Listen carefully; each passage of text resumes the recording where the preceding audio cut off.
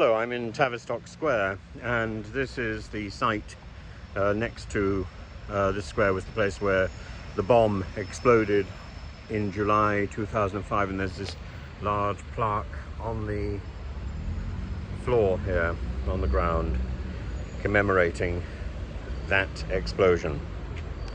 And I remember very vividly the television imagery. So this morning, Nick Ferrari on LBC interviewed the Prime Minister, and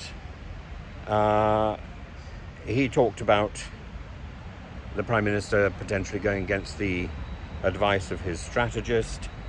Rishi Sunak, in reply, I think must have used the word plan about 10 times. He said that the hospitals which had been promised would be on track to be built by 2030. Mortgage rates would come down. It was all promises. And how he had boldly done the action that needed to be done to bring down inflation. And you know, he keeps talking about the plan to Nick Ferrari.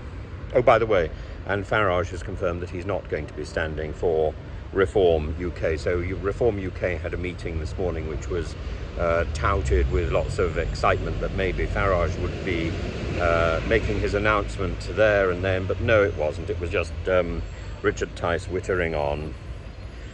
Rishi Sunak talked about the boats, the small boats, the rise in small boats, which has progressed this year so far. There have been more small boats than ever before. And Farage had an excuse for that. He had an explanation. It's Vietnamese boats, the boat people from Vietnam. And I find this extraordinary that this is the first time we hear of it. And before it was Albanians, now it's people from Vietnam that account for the increase. He confirmed, or rather Nick Ferrari confirmed, there would be no flights before the election to Rwanda. But he will do everything in his power to get the contaminated blood payments into law before the election. But that depends on the other parties, and it wasn't quite a confirmation that this is going to happen. It was more of a potential blame game, that if it doesn't happen, it's not going to be my fault. Similarly with Martin's Law, these things which are caught up in what I think journalists call the wash-up, and then he talks on about after a difficult few years we now have stability. In fact, the quotation he came up with the stability in difficult few years a few times. What he's actually doing there is referring to Liz Truss. Well, why wouldn't he?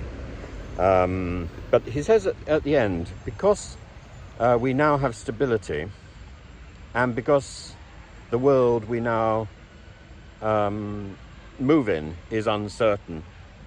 That's surely a contradiction.